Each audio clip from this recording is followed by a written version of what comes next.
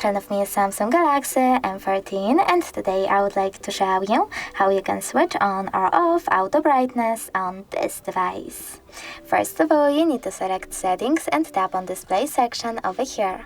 Now tap on this switcher next to Adaptive Brightness feature, and as you can see, auto brightness is now enabled. If you wish to disable it, you can do that by choosing the same switcher. But you can also go into Tab menu as well and click on those three dots on Brightness slider.